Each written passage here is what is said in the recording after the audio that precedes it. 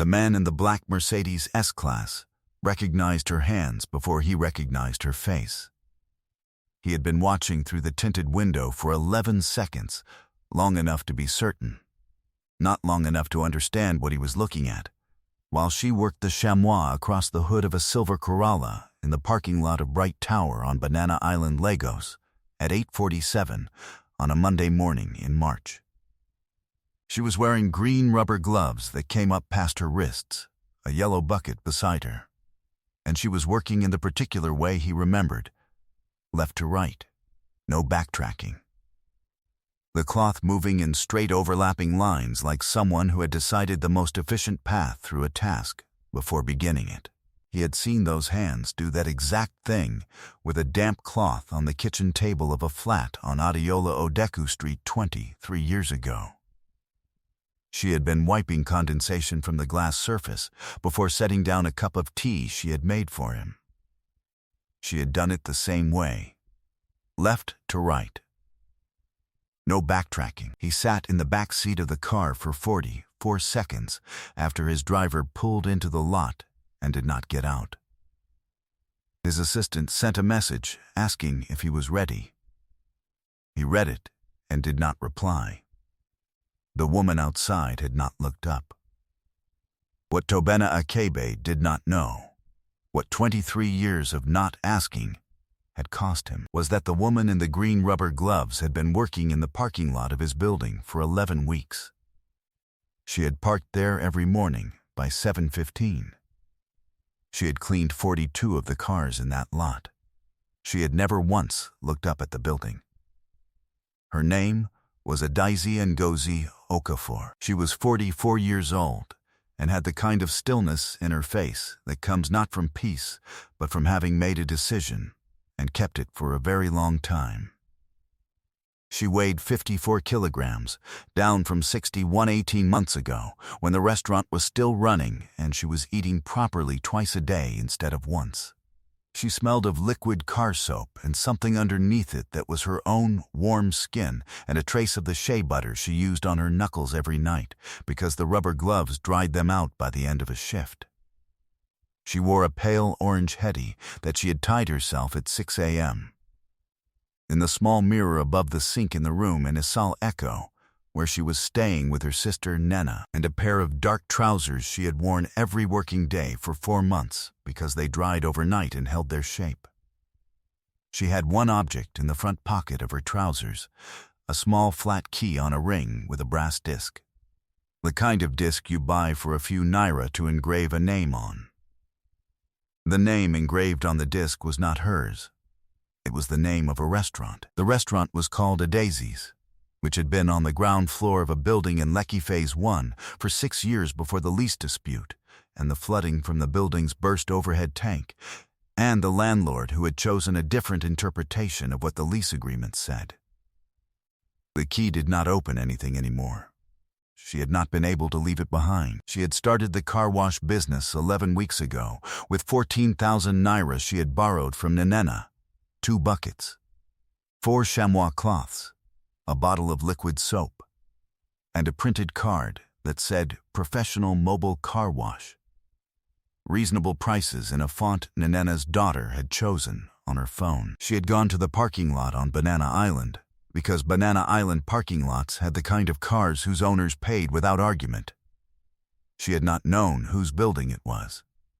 She had not known, or had not let herself check, or had known and not let herself confirm. It was difficult, even for Adaizi, to say exactly which of those 3 things was true. What was true was that she had worked in that lot for 11 weeks and had not once looked up at the tower.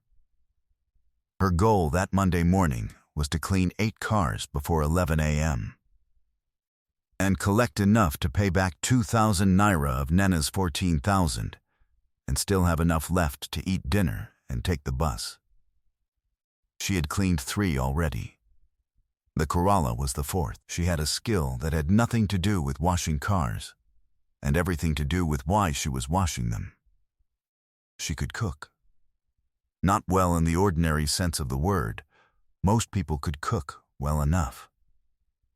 She could cook in the way that made people describe her food in terms that were not about taste.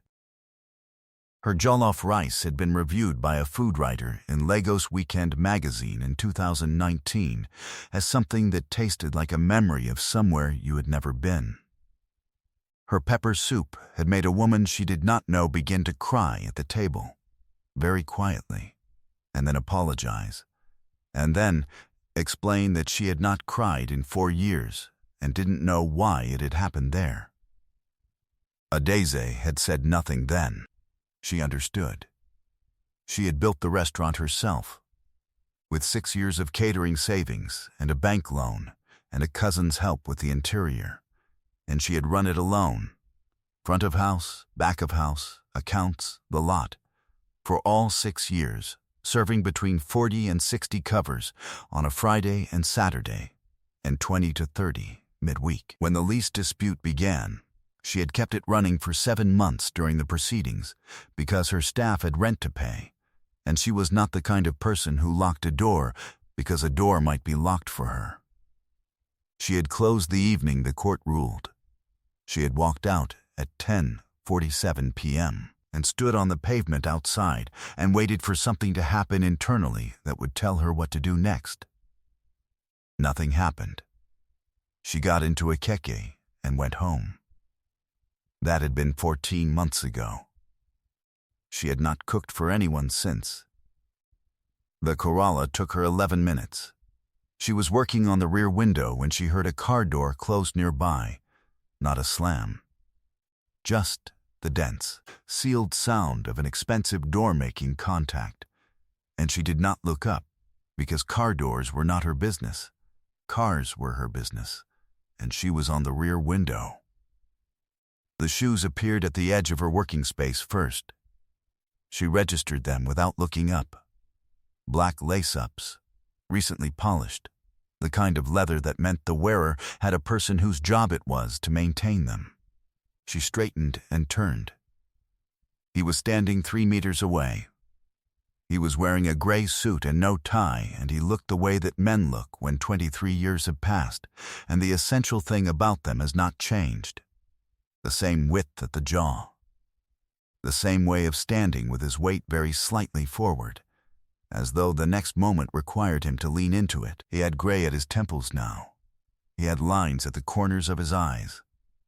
He was looking at her the way she had seen people look at something they had decided not to believe. Adeze pulled the rubber gloves off one at a time and set them on the edge of the bucket. She looked at him. She said his name. He said hers. That was the whole of the greeting. 23 years, and it fit into 2 words, and neither of them tried to make it fit into more. He said he needed to say something to her. She said she was in the middle of a job. He looked at the Corolla, and then back at her. She saw him process what he was looking at. The buckets, the printed card, the parking lot, the building with his name registered at the Lagos Company Registry 4 floors up. And she watched him arrive at the full shape of it, and she kept her face the way she always kept her face. Open. Careful. Nothing given away until there was a reason. He said her name again, differently this time, the way you say a name when you are not addressing the person but acknowledging the fact of them. She said she would finish the car, and then they could talk, and she put the rubber gloves back on and turned to the rear window. He waited. He did not go inside. His assistant appeared at the lobby door at 9:03, and he waved her away without turning around.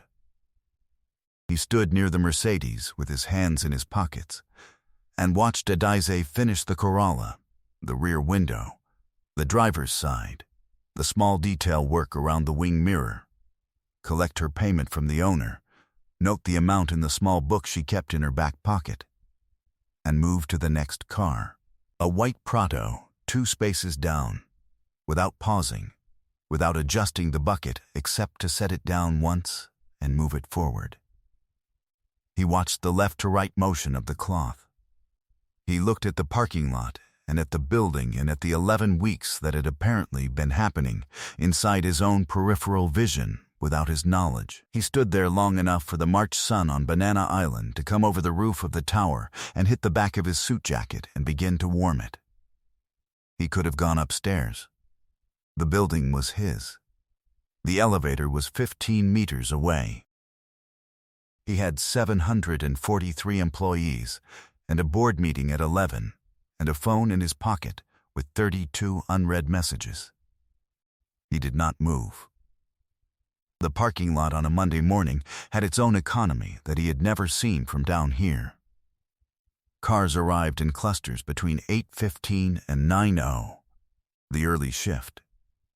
The people who took the first hour of the day seriously. The security guard at the gate, a compact man in a khaki uniform, had been watching Tobena from his booth since roughly 8:55, with the particular careful attention of someone unsure whether to approach. A woman in a red sedan had pulled in, seen Adese's printed card propped against the curb, and walked over to negotiate a wash, which took 90 seconds and ended with the woman handing over cash and going inside. Adese did not look toward Tobena. She had not looked toward him since she turned and saw him and said his name. He had known her for 14 months before the end. 23 years ago, they had met at a conference in Abuja where she was catering the meals, and he was attending as part of a trade delegation he had been invited to join because his import business had just made its first significant contract, and his mentor had thought the exposure would be useful. She had come out of the kitchen to walk the trays to the table, and she had set a plate of jollof rice in front of him, and he had said something, he no longer remembered what, something forgettable, and she had replied without breaking the rhythm of her work. And the reply had been the most precise thing he had heard anyone say all week. In a room full of men paid to say precise things, he had stood up from the table and followed her back to the kitchen door, and she had turned around in the doorway with an empty tray and looked at him and said, "You are blocking my path." He had said, "I know." She had gone around him. He had gone back to his seat and eaten the jollof rice, which was the best thing he had eaten in 3 months, and thought about both of those things in roughly equal proportions. 14 months, then the business had needed him in a way that required a decision, and he had made it. And the decision had been correct by every measure he had available at 27, and he had carried the weight of its correctness ever since. Because that was the kind of weight that correct decisions sometimes left you with. If you can feel where this story is already going, stay with it. Because what happens when Tobena Akebi finally sits down and tells the truth about those 23 years is the part nobody walks away from the same. He was 50 years old. He had built Bright Holdings from a one-room import business he had started at 26 with a borrowed desk and a phone that worked on 3 of the 7 days of the week. He had 743 employees. He had a house on the island and a flat in London he rarely used, and a car he liked, and an office on the 16th floor with a window that faced the lagoon. He had not been in a relationship in 4 years, which his sister attributed to stubbornness and his accountant attributed to schedule, and which Tobena himself had not explained to anyone, because the explanation required starting at a point 23 years back that he had not been ready to start from. He was ready now, or he was going to have to stand in this parking lot until he became ready, which was the same thing. She finished the Prado at 9:31. She stripped the gloves, recorded the payment, and came to stand in front of him. She looked at him in the way she had always looked at things, directly, without performance, with the calm of someone who has already decided that whatever comes is manageable. He said, "I looked for you." She said, "I know." He said, "Adese." She said, "Not here." She picked up the yellow bucket. She looked toward the far side of the lot where the building's small canteen faced the lagoon through a chain-link fence and a line of palms. "There," she said, "after the next car. Give me 40 minutes. He gave her 40 minutes. He went upstairs and canceled his 9 o'clock and sat in his office looking at the lagoon. His assistant brought coffee he did not drink. He had a board meeting at 11. He thought about the board meeting. Then he stopped thinking about the board meeting and looked at the lagoon. She was already at the canteen table when he came down at 10:17. She had washed the rubber glove smell from her hands and unwrapped a small piece of chin-chin from her bag which she was eating without self-consciousness, one piece at a time, the way you eat when you know you need the calories and you are not going to pretend otherwise. He sat across from her. He looked at the chin-chin and then at her face. He said, "The restaurant." She said, "Yes." He said he had heard about it. He said he had known, a food journalist he knew had mentioned it years ago, had described the food in a way that made him look up the address and see the name over the door, and he had not gone in, because he did not know what he would do if he went in and she was there, and he had not made a decision yet about what he wanted to do. Adeze looked at the lagoon through the chain-link fence. A pelican was standing on the bank the way pelicans stand, immovable, self-contained, as though the concept of hurry had simply not reached them. She watched it for a moment. She said, "You should have come in." He said, "I know." She said, "The pepper soup was very good." He said, "I heard." There was a pause. The canteen woman was moving between tables, wiping them down in long strokes. The traffic from the road outside came over the fence in pulses, somewhere above them, on a floor neither of them was looking at. The company that bore the name of a man who was sitting here with his hands flat on a plastic table, trying to find the starting point of 23 years, ran its ordinary Monday morning business without him.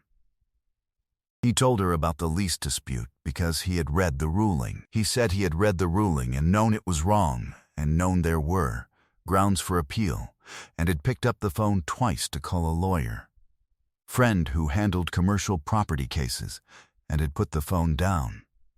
Both times because calling the lawyer meant explaining how he knew her. And he had not been ready to explain that either.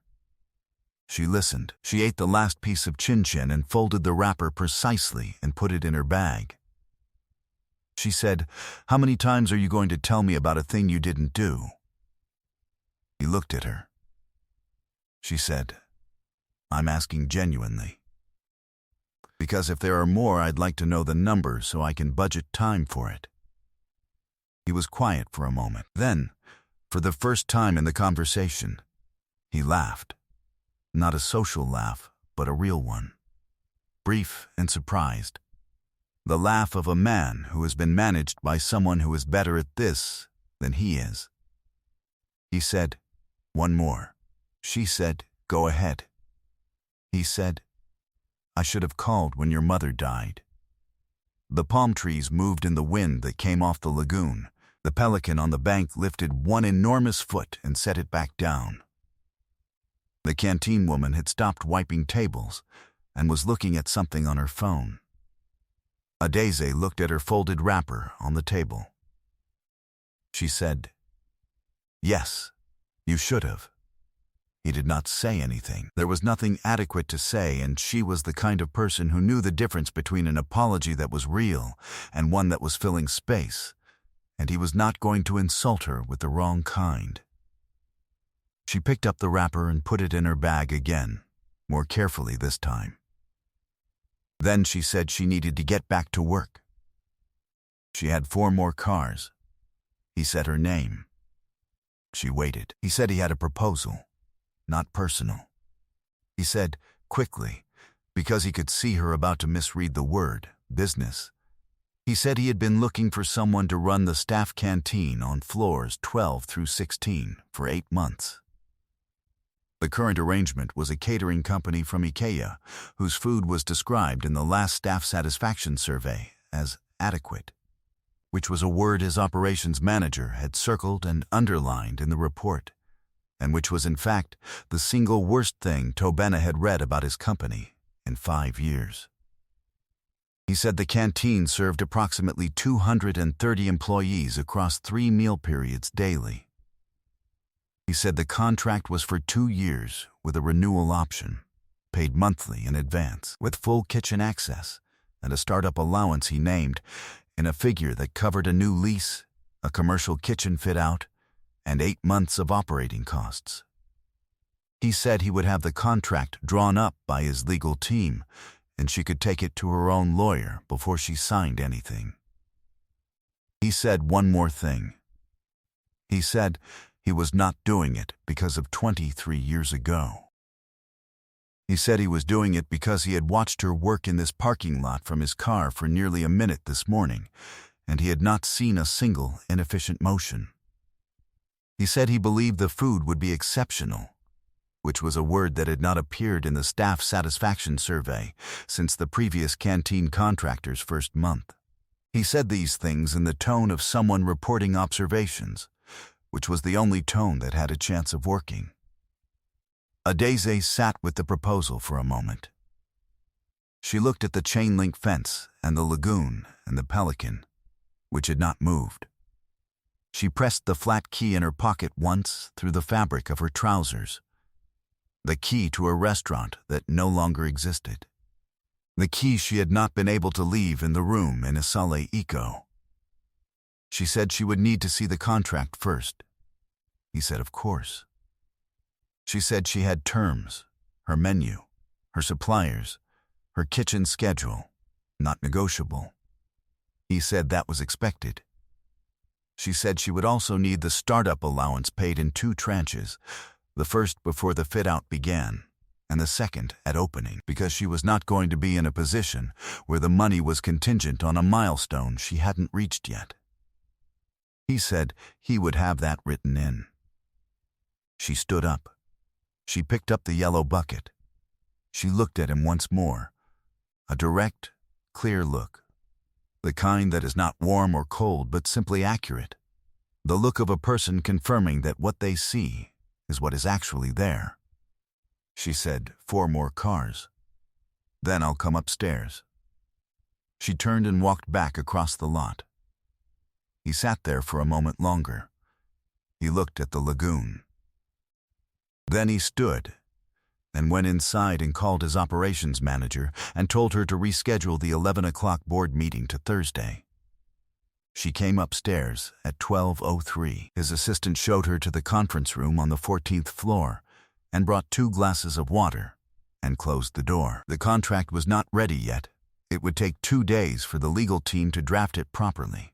So instead, they sat across the table the way 2 people sit when the professional reason for the meeting has not yet arrived, and the personal reason is too large to address directly, and Tobena asked her what she would cook first. She said, "Jollof rice." She said it simply, without inflation, the way you name something you know how to do. He said, "The kind that tastes like somewhere you haven't been?" She said, "The only kind I make." The contract arrived on Wednesday. She read it with a property lawyer Nanena knew from church, a careful woman named Mrs. Cordy, who read contracts the way Adaize cleaned cars, left to right, no backtracking, and who came back with 4 annotations. Tobena's legal team accepted 3 of the 4 without discussion, and the 4th after a single email exchange. Adaize signed on Thursday morning. She put the key with the brass disc in the inner pocket of her bag, the same pocket where she had kept it for 14 months. The key did not open anything anymore, but the disc still had the name on it, and the name was still true.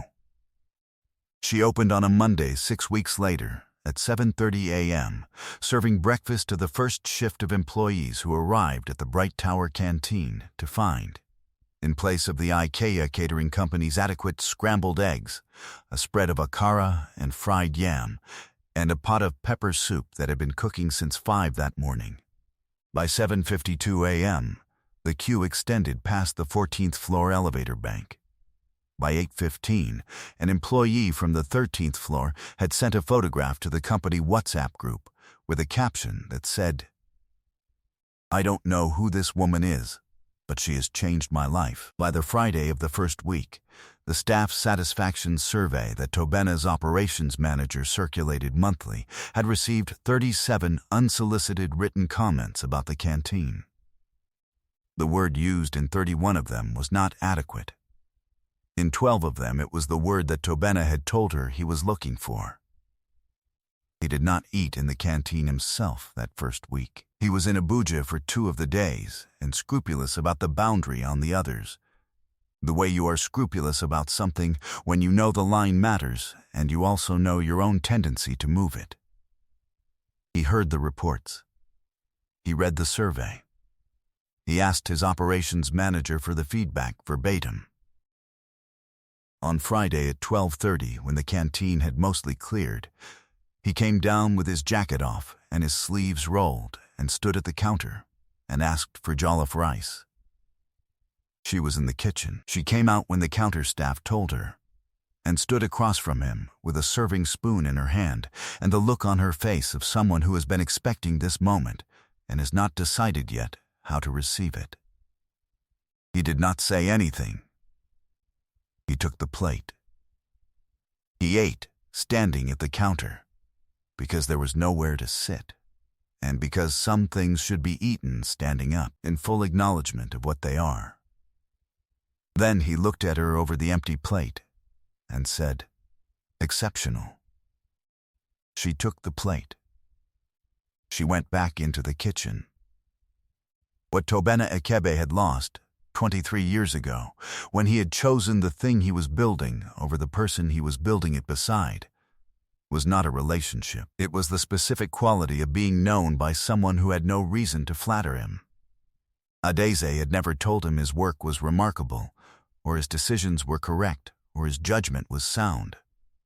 She had told him when his rice was overcooked, and when his proposal was poorly argued, and when he was about to make a mistake he would not be able to explain his way out of. He had not understood, at 27, that this was a more valuable thing than the admiration that came later when the money came, and that the admiration would not fill the particular shape that the other thing had left.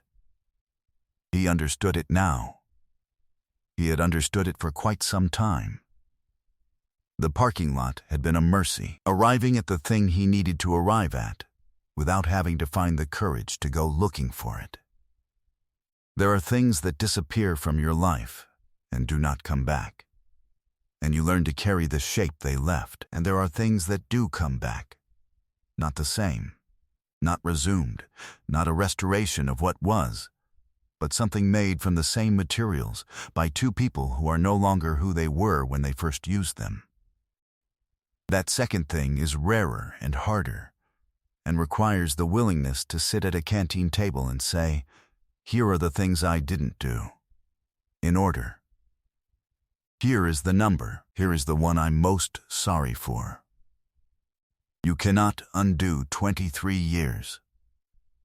You cannot rebuild a restaurant from inside a parking lot, but you can take your terms to a table and state them without apology, and you can refuse the contract that insults your intelligence and sign the one that doesn't, and you can open a kitchen at 5 in the morning and cook the thing you know how to cook until the people eating it forget the word adequate and remember the right one. Some people get to the place they were always going to reach because the road was clear and the doors opened and the timing was right.